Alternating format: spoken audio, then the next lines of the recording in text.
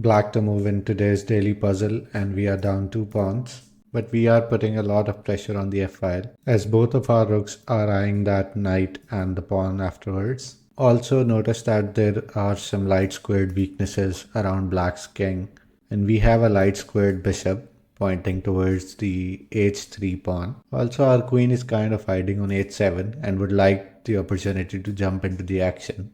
Let's look at a couple of attacking moves like rook to h5, trying to get closer to white's king, or bishop to b5, skewering these two rooks. But both of these attacking moves can easily be dealt with pawn moves like pawn to h4 or pawn to c4.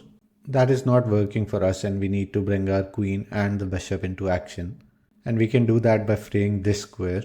So the first move that we need to make is rook takes the knight on f3. White doesn't have any better option than to take back the rook. And now we cannot continue trading off material as we sacrificed our rook for a knight. So we will be down material. Also taking the h3 pawn which was hanging and attacking this rook is also not a good move. White can either capture our rook or move its own rook to e-file. In both of these cases, white has a much better position.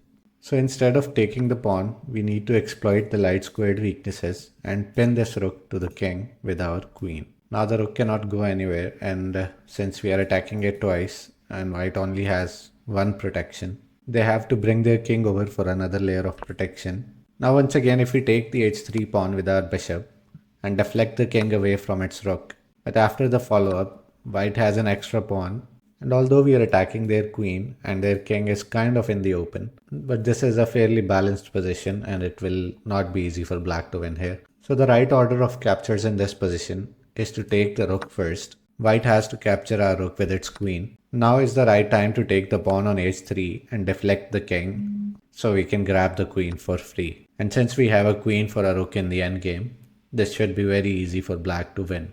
That will do it for this one. Thank you for watching and follow for daily puzzle explanations.